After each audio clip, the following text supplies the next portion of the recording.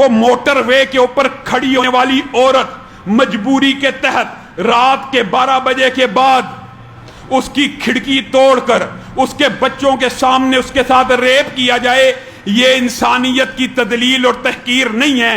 اگر ان مجرموں کو کوئی مولوی مذہب پسند اسلام پسند یہ کہے گا سزائے موت پہ ٹانگ دو، لٹکا دو، چوک اور چوراہے کے اوپر ٹانگ دیا جائے، یہ جی انسانیت کی توہین ہے، سزائے موت نہیں ہونی چاہیے۔ معزز سامعین گرامی قدر، وطن عزیز کے اندر کئی سال سے، اب تو کئی سال کی بات آ گئی، کئی سال سے ریپ کے واقعات ہو رہے ہیں، چھوٹی بچیوں سے لے کر بوڑھی عمر تک کی خواتین کوئی بھی اس ہراسمنٹ سے محفوظ نہیں ہے۔ زینب کیس، زینب الرٹ بل، اسما کیس الرٹ بل، فلاں کیس الرٹ بل۔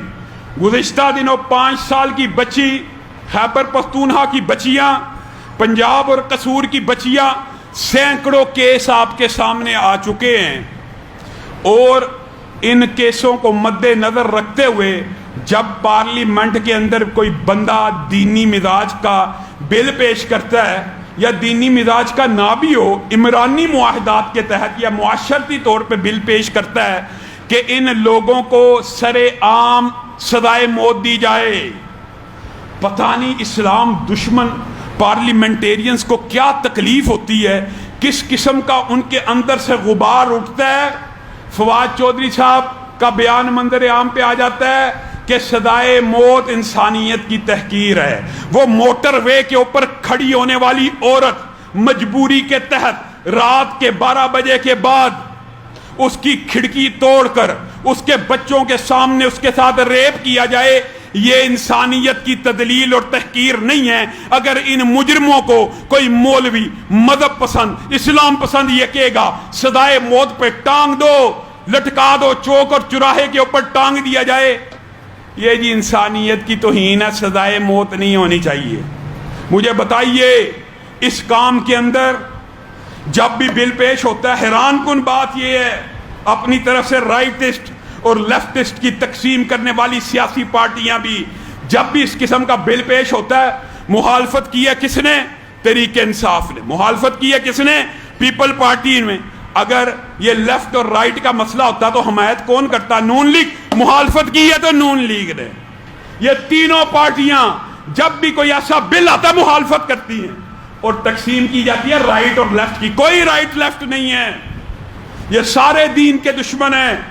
انہوں نے ثابت کر دیا ہے، جب شراب کا بل آئے، پی ٹی آئی کا ایک رکن تھا رمیش کمار ہندو جس نے شراب کے خلاف بل پیش کیا، ساری پارٹیوں نے مخالفت کر دی۔ اب یہ سزائے موت کا بل پیش ہوا ہے، ساری پارٹیاں مخالف۔ اوے اللہ کے لیے، اگر تمہیں اسلام سے اتنی تکلیف اور درد ہے کہ تم سمجھتے ہو سزائے موت چوک اور چوراہے میں دینا اسلامی سزا ہے، اور کہیں اسلام غالب نہ آ جائے اور کہیں ایسا نہ ہو جائے، اتنا ڈرتے ہو تو اس کو کوئی اور نام دے دو، ہمیں پھر بھی منظور ہے۔ لیکن یہ ریپ کرنے والوں کی شریعت میں بھی یہی سزا ہے کہ ان کو ٹانگ دیا جائے۔ یقین مانیے پاکستان کے مسائل اس قسم کے بھی حل ہوں گے تو اس محمد عربی کے نظام کے ساتھ اور اس کی سیرت کے ساتھ حل ہوں گے کہ ایک مرتبہ یہودی گنڈے اپنی ہی مذہب کی ایک عورت کی عزت کے در پہ ہو گئے، اس نے بہت واسطے دیے، میں موسیٰ کو ماننے والی ہوں، میں تورات کو ماننے والی ہوں، تم بھی یہودی ہو، لیکن گنڈا صرف گنڈا ہوتا ہے، اس کا کوئی مذہب ایمان دین نہیں ہوتا۔ اس کے ہاتھ بڑھتے چلے گئے۔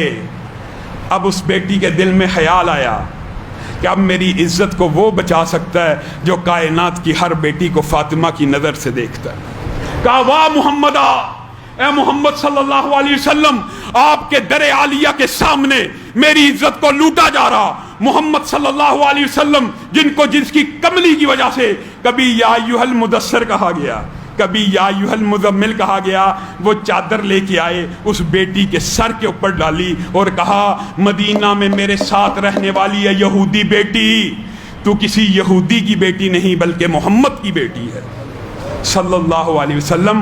اور ہمارے ہاں وہ مجبور عورت کال کرے،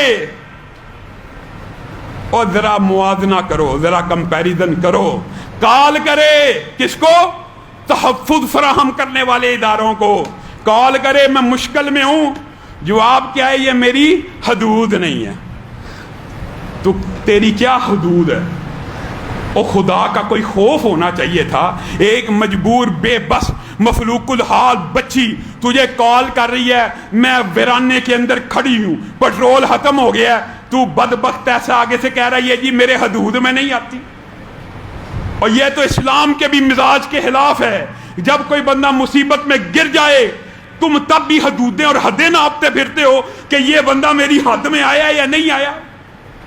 اور قربان جائیں قربان جائیں، اب کیا کہا جائے؟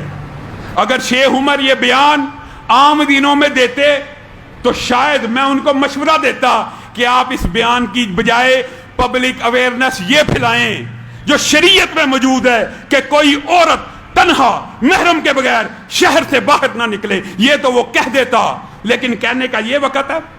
کہتے ہیں وہ رات کو 12 بجے نکلی کیوں تھی؟ اگر نکلی تھی پٹرول کیوں نہیں تھا چیک کیا؟ اگر پٹرول نہیں تھا موٹر وے سے کیوں گئی؟ اس طرح کے بیانات، یہ موقع ہے۔ اگر آپ پبلک اویئرنیس کے یہ بیانات دینا چاہتے ہیں تو بعد میں دیجئے کہ کوئی عورت اکیلی گھر سے نہ نکلے محرم کے بغیر، ہم بھی آپ کا ساتھ دیں گے۔ لیکن جس وقت ظلم ہو جائے، برپا ہو جائے، بجائے یہ کہ ملزموں کو پکڑا جائے، آپ یہ بیانات دینا شروع کرتے کہ وہ نکلی کیوں سے۔ یہ ہمارے معاشرے کا ظلم ہے۔ یہ حدود جی ہماری نہیں آتی، یہ حدود کس کی آتی ہے؟ یہ مسائل اگر آپ نے حل کرنے اور اگر آپ چاہتے ہیں تو یقین مانیے آپ سب کو بھی میں مخاطب ہو کے کہہ رہا ہوں، سیاست کے اندر ہوش سے ووٹ ڈالیے۔ آپ کا یہ نقطہ نظر ہے، آپ نے یہ نقطہ نظر پیش کیا ہوا معاشرے کے اندر، مولوی کا، نیک بندے کا سیاست میں کیا کام ہے؟ سیاست ہے ہی چوروں لٹیروں کا کام ہے، پھر آپ پریشان کیوں ہیں؟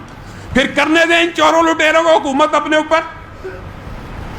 جب آپ چاہتے ہی نہیں کہ کوئی نیک بندہ، کوئی دیندار بندہ سیاست میں آگے آئے، اور اگر کوئی بات کر بھی لے، یہ جی مولوی سیٹ کے لیے اکٹھے ہو گئے ہیں، مولوی اسلام کے نام پہ نہیں، اسلام آباد کے نام پہ اکٹھے ہو گئے ہیں، اور تو بدبخت کارپوریشن کے لیے اکٹھا ہوتا ہے یا لوگوں کی صفائی کے لیے الیکشن لڑتا ہے، تو بھی سیٹ کے لیے الیکشن لڑتا ہے۔ یہ عجیب فلسفہ پیش کیا ہے سیکولر پارٹیوں نے مولوی کے خلاف، عجیب فلسفہ۔ یہ جی مولوی جو ختم نبوت کے اوپر اکٹھے ہوئے ہیں، یہ سیاست کے لیے اکٹھے ہوئے ہیں۔ سیاست مولوی کا حق نہیں ہے، تیرا حق ہے۔ سیاست کے لیے بالفرض اکٹھے ہو بھی گئے ہیں، یہ جی کرسی کے لیے، تو الیکشن کس کے لیے لڑتا ہے؟ الیکشن جیت کے تو کرسی نہیں حاصل کرتا؟ یہ سارے سیکولرزم کے فلسفے ہیں جنہوں نے آپ کے ذہن میں یہ بات ڈال دی ہے کہ نیک لوگوں کا سیاست کے ساتھ کام نہیں۔ اللہ رب العزت جو کہا گیا